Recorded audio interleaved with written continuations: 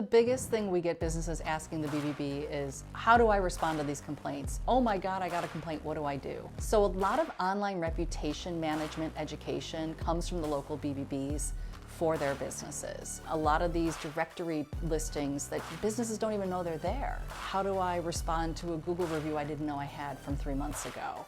So those types of questions, the BBBs are experts in this. It's not the worst thing in the world. A complaint or a bad review is an opportunity. It is an opportunity for a business to say.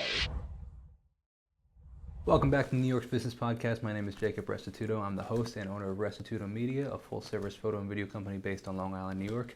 And today I'm with Melanie McGovern with the Better Business Bureau, and really looking forward to hearing your conversation and hearing your story and hearing how the Better Business Bureau, or the BBB, services small businesses and large businesses around the nation. So thank you so much for taking the time. Well, thanks for having me. Absolutely. So can you give a little backstory who you are and who you are with the company or the BBB, and then also a little bit of backstory on the actual BBB itself? Sure. I've been with the Better Business Bureau for 11 years. I started at the BBB of upstate New York. There are 90 Better Business Bureaus across North America, including Canada. So each part of the United States and Canada regionally has a BBB office to represent that area. Better Business Bureau has been around since 1912. I have not been here that long. This office here, I used to work in Buffalo, celebrated 100 years in 1923 to 2023. So a lot of BBB offices have been around a long time, just like our organization. We not only work with consumers, we work with businesses as well, like you said. We act as the middleman between the consumer and the business to resolve a complaint.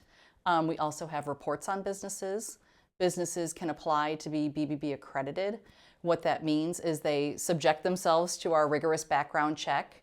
They have to pass our standards of trust, and then they've earned the BBB accreditation seal. One thing that always comes up, you have to pay for it. Yes, you do have to pay for your accreditation seal. That payment goes to the local BBB office, which in turn does community events, community education, the scam alerts that you see, the information that is given to consumers by the local BBB office. That's what the business is supporting when they pay their accreditation fees. It's to make the marketplace trustworthy and safe for all consumers and businesses. So I appreciate you explaining that. Thank you. I'd like to talk about best practices on both sides, on the consumer side and also on the business side. Let's start with business. What would be a best practice as a business to best utilize the Better Business Bureau? Businesses, it behooves a business to be listed on our site. They don't necessarily have to become accredited, but having that listing on BBB is really important, because if somebody's searching for you, they don't see a lot of information out there, especially if you're a newer business. You can get listed at 6 months. So once you've been in business for 6 months, you can be listed on our website. Then you are submitting information to us. So we have information on your business. So we double check that, make sure it's legitimate, and then we put that on our website. So people searching for roofers, contractors, photographers will say, okay, this business, it's a real business. So it proves that you're real. Taking the extra step of getting accredited by applying, having us, go into your background to make sure, like, hey, do you have all the licensing you need? Or do you have insurance? Are you bonded? How long have you been in business? Do you have any complaints? And if you do, have you resolved them? So that's, why it's important for businesses to, consider BBB accreditation. Businesses aren't obligated to be accredited. It's just something that lets consumers know, hey, I'm trustworthy. Hey, I believe in the mission of BBB, and I want my potential customers and current customers to see that. You mentioned the mission of the BBB. What is the mission of the BBB? A marketplace where buyers and sellers trust each other. A lot of times that's, there's a lot of there's mission and vision, but the mission is, we just want trust in the marketplace. And, seeing that BBB accreditation seal, whenever we poll and survey consumers, over 80% most of the time say, yeah, I do know that seal, and yes, I do trust that business. So it's one of those things, we're a heritage brand. People know us, so they know, hey, okay, that business is accredited. I don't have to go through and do all the homework to look them up and do all that legwork. I know that the BBB has done that for me. What would you say, and I want to go back to the consumer in a second, but what would you say your top demographic of businesses are? Does it run the gamut, or do you specifically service, the housing industry or the construction industry, the car dealership industry, which tends to, I wish I bought my car from a BBB accredited location, because I don't know if that place was the best spot. The majority of a BBB accredited businesses have 1 to 10 employees. They're a small business that they're looking to build their brand. They're looking for that reputation online. They're looking for that just trustworthiness. We do have categories of complaints. We do see, high, auto, home. Those businesses often do seek accreditation with the BBB, because it's one of those situations where when you're hiring somebody to come do work in your home, or you're looking for a dealership to buy a car, you want to make sure that you can trust them. That Sure. Even if they have complaints, how did they answer them? Did they answer them? That's the big one. We always tell businesses, regardless if they're accredited or not, answer your complaints. Follow up with the consumer.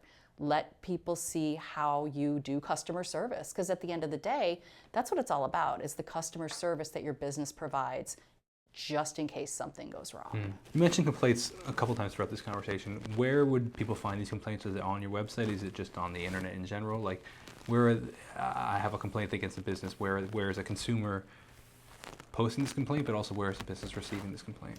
So all of that is on our website at bbb.org. Consumers can go there. There's a file a complaint button right on the homepage, and then they can just start their narrative, explain their side of the story, what happened, what resolution do they want. If they're not seeking a resolution, that's a review.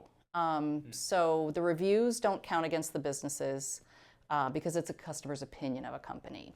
If they have a complaint, then that complaint comes into the local BBB office like it would here, if it were a business here in Buffalo.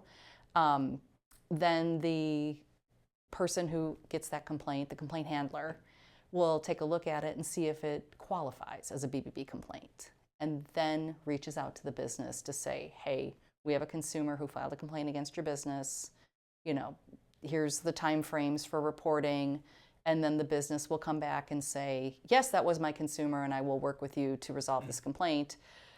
Sometimes businesses don't answer us, which, again, they're under no obligation to answer us. So what does that look like then, a business? So just to clarify, it's not, you guys reach out to businesses that aren't even necessarily within the BBB system, Correct. correct? So anybody can make a complaint against any business. Correct. And then you act as a middleman between the business and the consumer, correct? Yes, all complaints are treated the same way, whether or not the business is BBB accredited.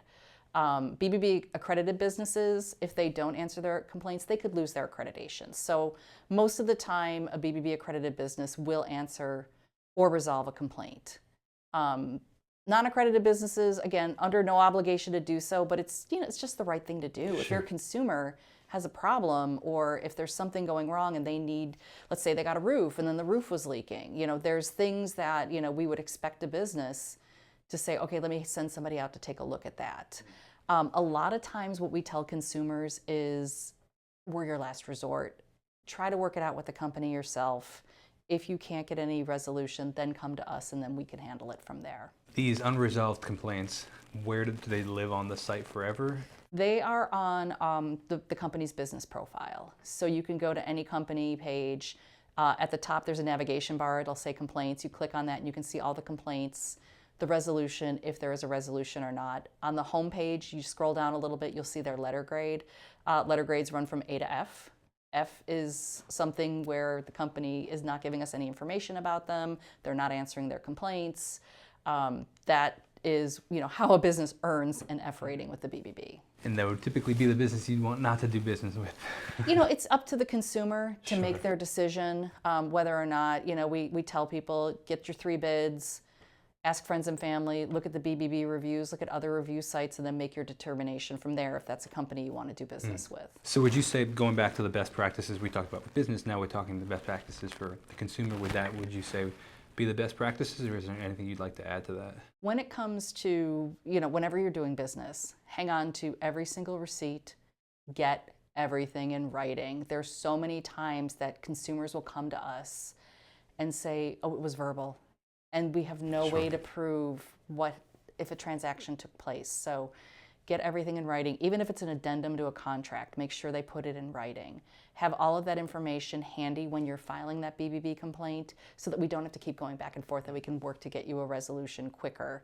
But just doing that due diligence as a consumer to check everything before you make that purchase, you hire that company, is really important and can save you some headaches down the line. Yeah, very interesting. I'd like to talk about, you mentioned the legacy branding of the BBB.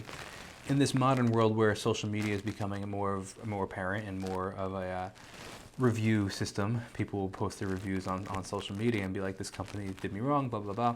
How are you guys staying relevant and trying to reach the new generation of consumers? Well, it's interesting you bring that up. I manage our social media. I have a team of people that work with me to provide customer service on social. The interesting thing is we get tagged all day long that, consumers are still aware of the services that we provide. They're confused a lot of times when they're coming to that social media platform to make a complaint. So they'll tag us and say, hey, any advice? How do I do this? How do I file a complaint? So we work as a team to provide that customer service. We do have our social media channels that are very active. We try our best to get our message out there. But yeah, we get tagged all the time. It's funny, a lot of gamers will complain and tag the BBB. In what sense? Can you elaborate on that? They're shadow banned. They claim they're shadow banned. We get a lot of people complaining that their food wasn't delivered on time and they're tagging us. So, people do know us for the complaint aspect of our organization. Or they'll tag us like about a company, asking about a rating or how to file a complaint. So we do provide that service on all the social media platforms to let people know, hey, use this as a resource. Here's where you need to go. Or they'll tag us in something, and I'll say, we'll tag it back and say, please file a scam tracker report, so we know that this activity is going on and we have a record of it, because we can't just pull it off of social media. We need the consumer to do that for us. Yeah, let's touch on that. You mentioned scams in the beginning and then the scam tracker just now. Can you elaborate on the scam tracker and what you guys do within the scams? So one of the things that our organization is known for is consumer education and tips to help people not fall for scams, scam prevention. So we have a tool on our website called Scam Tracker that is literally what it sounds like. It tracks scams. It is a tool that is everybody self-reports. We have teams at each BBB that reviews each of the scams, determines whether or not it's a complaint. A lot of times we live in a world of people want instantaneous results and information, and if they filed a complaint and they didn't get anything back right away, they'll go to Scam Tracker and try to file it there. The complaint process can take up to 30 days between the back and forth. So that's, again, people will tag a company in our scam tracker. But it's just a really great way for us to see the trends.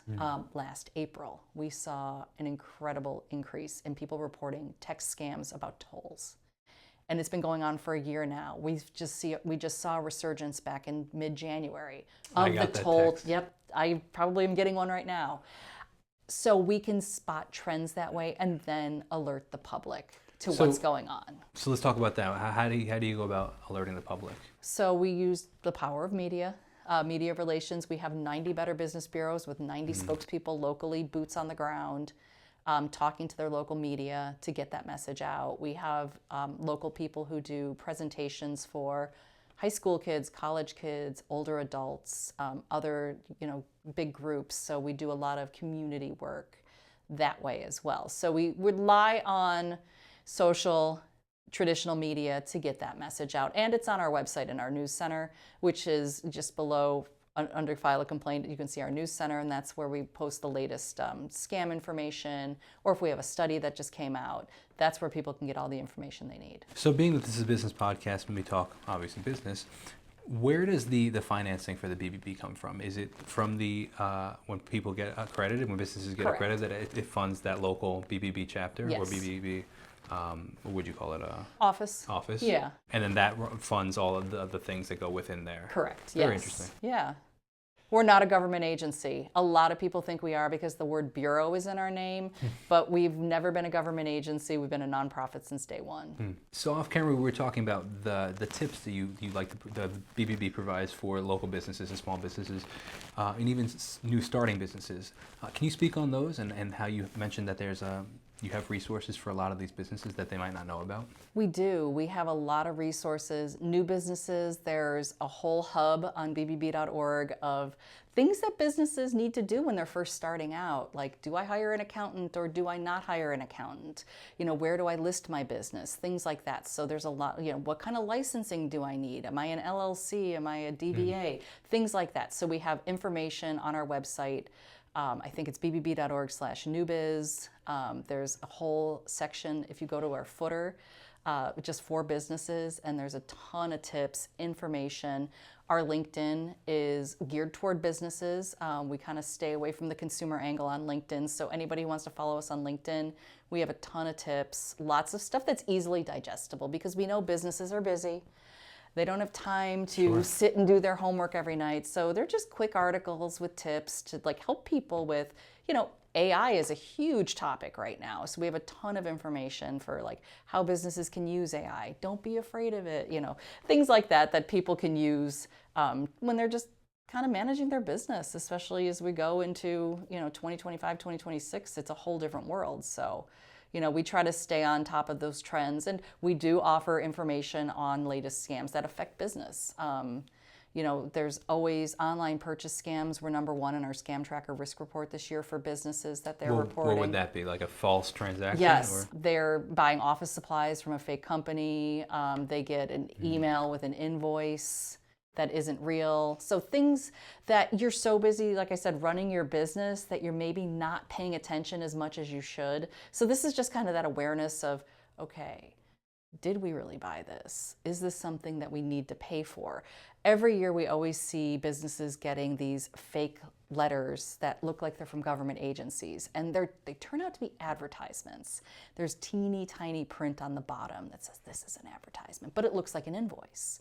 So that's something that businesses really do need to be aware of, so they're not throwing their money away or ending up on some list where they're constantly going to be getting these fake invoices or any other type of not so up and up advertisements.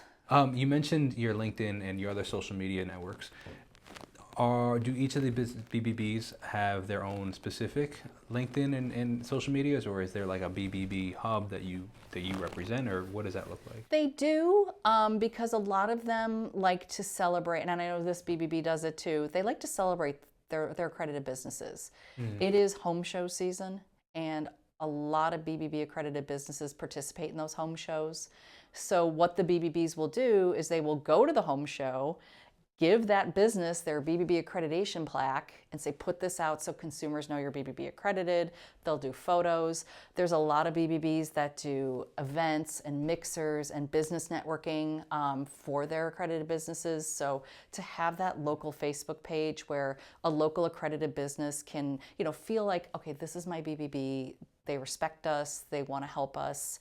It's really important. The main information comes from the national page, but just that local information comes from any of the local BBB pages. I'd like to do almost a quick fire FAQ. Okay. You mentioned some of the best tips or best practices for small businesses, or just businesses in general, but what are some of the most frequent asked questions that you get that you could just service the answer for in this show? The biggest thing we get businesses asking the BBB is, how do I respond to these complaints? Oh my God, I got a complaint, what do I do?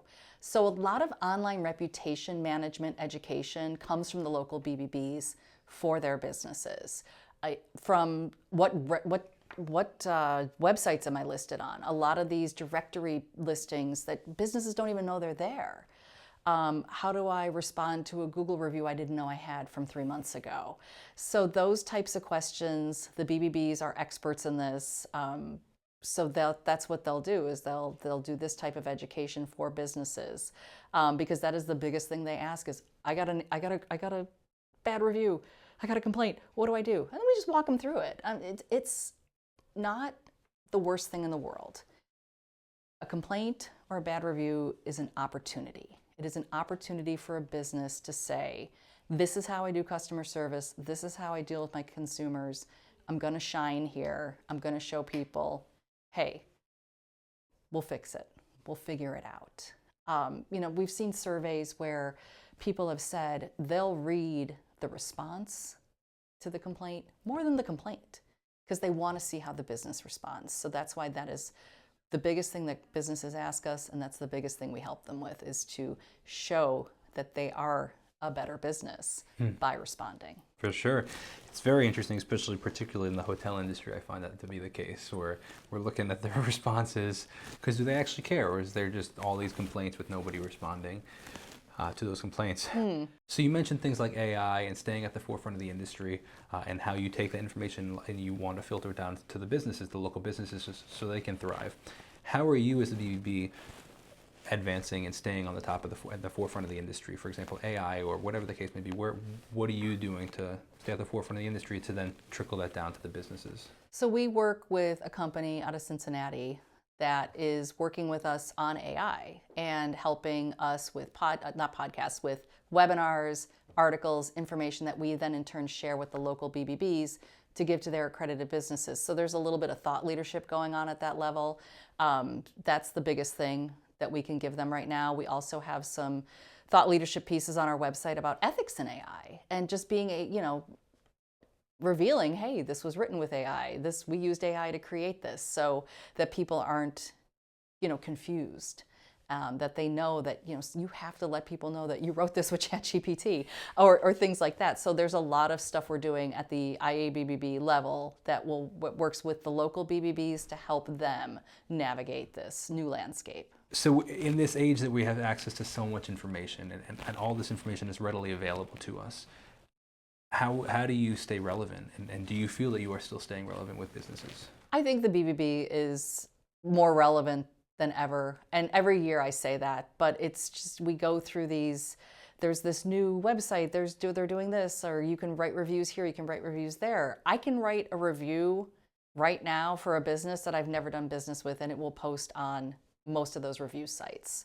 So I think people know that when they come to the BBB website, not only has everything been vetted, but they'll see the back and forth between the company. It's not that that just gets posted and then we're done with it. That we actually take the time to say, hey, this review was written by a real customer. This complaint was by a real customer. This is the answer to that complaint. And that we just take the time to make sure that our information is correct. So it sounds like this should be the opportunity for people listening, that instead of going potentially to these other sites where reviews can be written and read, that they should actually go to the BBB, because like you're saying, if I'm understanding correctly, that these other sites aren't necessarily vetted and anybody can make any claim on these sites, and sometimes the businesses can't necessarily defend against a customer that they never had, or whereas here there is the proof is in the pudding, where this is a true customer, this isn't a true customer, then people can actually say, okay, this is how I can see the transparency between the whole transaction. Yeah, and I just hearkening back to my days here, we would have people go to our Google page and write a complaint about a business that was a member of ours or an accredited business. So it didn't even affect our business, but we couldn't delete it because it didn't violate any standards. So, we always tell people not only to check BBB, but check other review sites as well. And if it seems like the information's lining up, then they make their purchasing decision from there. But, inherently, are they all evil? No. I mean, there's really great information on all of the sites. So that's why we always tell people, make sure you're checking not only with us, but others as well. In your time with the BBB, you've worked with plenty of businesses, and you've seen a lot of businesses make mistakes or do things really well. Can you speak on those, and perhaps the businesses listening can learn from the other mistakes or learn from the other successes? I wouldn't call it a mistake, but a missed opportunity. A lot of businesses don't thank a reviewer for a positive review. And I think that's a missed opportunity. It's also a missed opportunity to ignore a BBB complaint. So taking the extra few minutes to say thank you to a reviewer or to make it a little more personal, people remember that. And when they're recommending your company, or they might not recommend your company, you know what, I wrote a review on the BBB website and they said thank you. That goes a long way. So I wouldn't say it's a mistake, but more of a missed opportunity. The businesses that are doing it right are answering their complaints, they're responding to all their reviews, they're marketing themselves, they're marketing their BBB accreditation, they're out there, they're doing the whole thing. They're posting on social media. So those are just like, I would say, missed opportunities more than mistakes of, making sure, like, think about every time you open Facebook, you see one person saying, hey, does anybody have a concrete guy or recommendation? And think about it, if you are a concrete company and your Facebook page hasn't been updated since 2013 and somebody recommends you and somebody goes to that page and says, are they even still in business? So, not doing social media every day, even if it's just every couple of days. You want to have some kind of presence out there wherever you are, wherever people may be able to find you. So those are the things I think businesses that are doing it right are doing. They're posting, they're engaging, they're out there. And it doesn't necessarily have to be advertising. There's a ton of stuff they can do for free. This was a really interesting conversation. I really appreciate you taking the time because I think that a lot of businesses can benefit from the online presence, or a lot of consumers on the flip can also benefit from doing their research and perhaps not getting screwed in the end by a fake business or a business that isn't worthy of their business. I can't tell you how many times I'll read on Scam Tracker, I wish I would have checked here first. I wish I would have looked up this business before I gave them money. I mean, there's a lot of what ifs and should haves that could have been avoided. So it's just always important to do those checks before you buy. Just speaking on that really quickly, outside of the if it sounds too good to be true, it's likely untrue.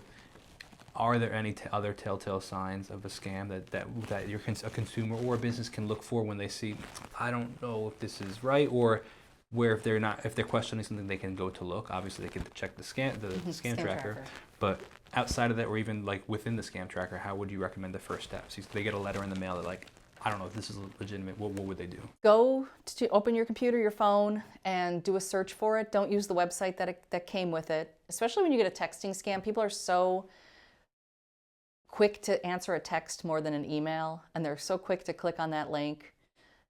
Do a little investigating to save yourself a world of headaches if you click on a malicious link. Some of those toll links are nasty. We had some, my computer froze up because I was doing research. It wasn't because I was doing research for a story, and I had a database filled with all those links from the tolls, and it auto-populated, and I had to have my computer fixed for malware. Some of these bad actors it's very malicious, these websites, so you want to really be careful. The biggest thing, I can't reiterate this one enough, the card declined scam.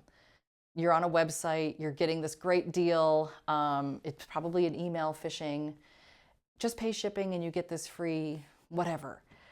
And people would put their credit card in, and then it would come back card declined. And everybody's first instinct is, I'm going to grab another card. And then now who's ever on the other end of that computer has both of your card numbers. So resisting that urge to act immediately, maybe do a little investigating. If the fonts are off, if the email address isn't from the actual company, those are the quick checks you can make that could save you a lot of headaches down the road. That one is a really interesting one, the email one, checking who the email came from. As somebody that has an online presence, I get a lot of emails of, hey, we would love to work with you with an opportunity. And sometimes it's really, really hard to tell. And let me ask you this, just a funny story before you even ask this question. My car, I think because I'm traveling, my car got declined by the taxi that I was traveling with, so I had to use cash. But now I'm like, now I wonder if that was a scam.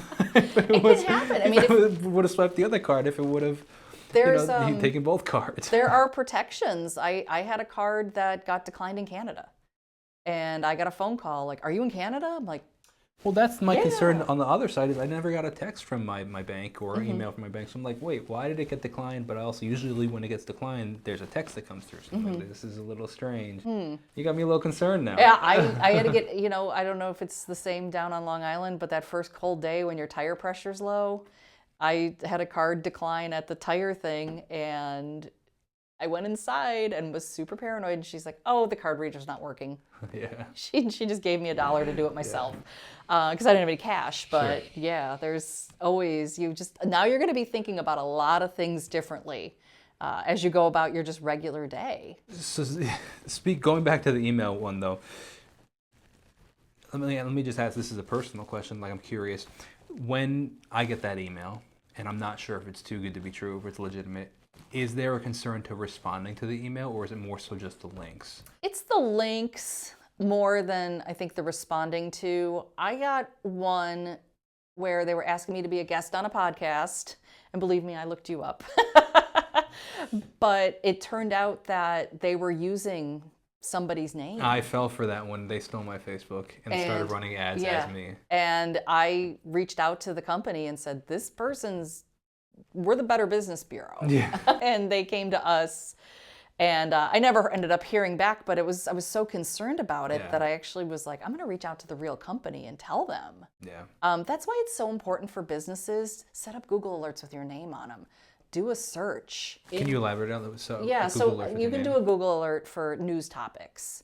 And if you go to Google and type in Google alert, you can set up search terms, how often you want them. And you'll get an alert when for news articles or things like that. But the best thing to do is search yourself. Search yourself in every search bar on social media to see if there's an account that was created with your name. Doing that maybe once a month is just a little bit of peace of mind. Like, I have to do that too now. And I know there's 19 Melanie McGoverns that have Facebook accounts, and I'm always looking to see if somebody takes my photo and starts one, but it's happened. So. Yeah. Well, I fell for that email one or the that podcast one.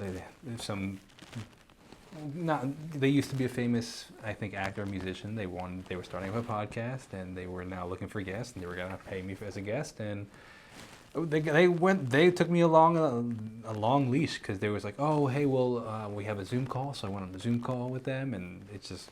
They were real people? They were real people. They had their cameras on? No, that was one of the... I don't remember if they did, but I think that they didn't, and that's when I was like, this seems a little strange, but okay, they're on Zoom with me. And they stole the Facebook, and then from stealing the Facebook, then they started running advertisements as me. Oh, wow. So people were getting very strange I was promoting some very strange things, apparently. So, oh, wow. And, with Facebook being such a large company, there was really no way for me to, there was no help. Yeah, it's facebook.com/hacked. Okay. Takes you to the page where you can report that. Okay. Yeah, but it was interesting times we're living in. Yeah, and everybody has to be vigilant. I mean, I cannot tell you how many times I've gotten friend requests from my in-laws. And I know that they have their own Facebook pages, but they unfortunately target people who look older and spoof those accounts. Yeah. So it's just have those conversations with your parents, your grandparents, people out there. But, if your business page is dormant, it's ripe to be stolen. And that's something that people really need to pay attention to. That's why I always say, even if you don't have a lot to post, keep that page active. Post so just to elaborate on that, what would somebody do with the stolen Facebook page, business page? Like, what would be the concern for a business owner? We've seen cases where people were invoiced as the business. They were posting weird offers, like you said. It just can run the gamut. So it's always just really important to make sure. Plus, if they get into your page, if you manage businesses, they can delete those pages. So it's just two-factor authentication for everything. It's just really important. It's such a pain, but you're right. It is such a pain, but it is important. I manage like I said, I manage all of our socials, and I've had people try to hack into our Instagram, and it comes right to my phone, and I have to decline it because I'm like, I haven't changed the password, but then I have to go in and change the password on the computer, not the phone. Why do you say that? I feel like it's safer. I can actually see what's going on, make sure I'm on the right page, things like that. So just briefly, to go back to the email thing, because again, it's something I'm always wondering, am I missing an opportunity? Is this a legitimate thing? You think it's relatively safe to respond to the email without clicking any links, or just whatever let it pass, the name of the company is, do a search, go to the page, find the person who might be in charge of that, and ask them, did you send this email? If it's coming from a free account, those are other things that you have to be aware of as well. So just doing a little bit of due diligence can probably save you some time. Yeah, it was interesting. So for example, actually the luggage that I used to come up here, the company had reached out to me, and I was like, is this a legitimate thing, and this and that, and I did a lot of research. I went to their website, but even that, I've been around the block enough times to be like, by just typing in their name on Google and going to the website, is that website even legitimate? And like, I'm gonna get phished for, it's a weird time we're living in. So It is, and we see so many, we just had a webinar with the Federal Trade Commission a couple of weeks ago talking about imposter scams. And the FTC broke down like how elaborate it can be, like what goes from this server to that server to this person. And, they put up a page for 2 days, get a bunch of credit card numbers, and then they take it down. It's just always really good to keep checking and do that due diligence. And then it just becomes second nature. Well, this has been very interesting, and I hope that We'll get a little advice segment. yeah, well, exactly. This is the realities of the world we're living in. I have a question, actually. The last question I'll ask is, you service a lot of what I would assume to be not necessarily brick and mortar, but in this new world, for example, you mentioned like gamers, where their business is maybe their personality, or influencers where their business is social media. Is there a way that the BBB can service those business owners as well? If an influencer is a registered business and wants to be accredited, they are more than welcome to apply for accreditation, especially if they're a business and they want to have that as, if they're working brand deals, they say, look, we're BBB accredited. I'm not going to, if you have a complaint, you can come to us. I don't know if a lot of influencers are actual businesses. But that's something that, if they're a registered business, LLC, whatever they are, if they've been in business more than 6 months, they're more than welcome to apply for BBB accreditation. That's a really interesting route to take, because I actually would say that I think a lot of influencers are, in the sense that they do have some sort of S Corp or LLC set up, typically because it's the tax advantages of it. Yeah. Maybe, let me rephrase that. Maybe not, the more professional ones, the ones that have been doing this as a career, like they're making legitimate brand deals and stuff. Because a lot of these brands will say, can I send you a 1099 or something like that? Yeah. And you're typically not going to put your social security, you want a EIN number, whatever the case may be. Or at least maybe that's just me. But but to say, but you're right though, to say, hey, we are BBB accredited, when you're working at these brand deals and proving the legitimacy of your business, that's a really great opportunity that this business can now see. Hey, I think it just can give you a leg up. Yeah. Say, when you're negotiating, I'm just not just some Joe Schmo influencer. Like this is actually a business, and you can see my BBB accreditation on here. Yeah. That's really definitely. interesting. If they, like I said, if they're have all their paperwork, they've been in business for 6 months, they're more than welcome to reach out to their local BBB for accreditation. It's a great idea. Yeah. Look at you, solving the world's problems. One day at a time. That's what I'm here for. So thank you so much for taking the time for you personally, but I also like to thank the audience for watching, listening, making that this far into the podcast. And if you're a business owner or you know any business owners that you think might be a good fit for this podcast, please reach out. But Melanie, thank you so much for taking the time, and I look forward to seeing where the BBB goes and your business ventures go as a I don't know where I was going with that, but thank you for your time. Thank you for having us.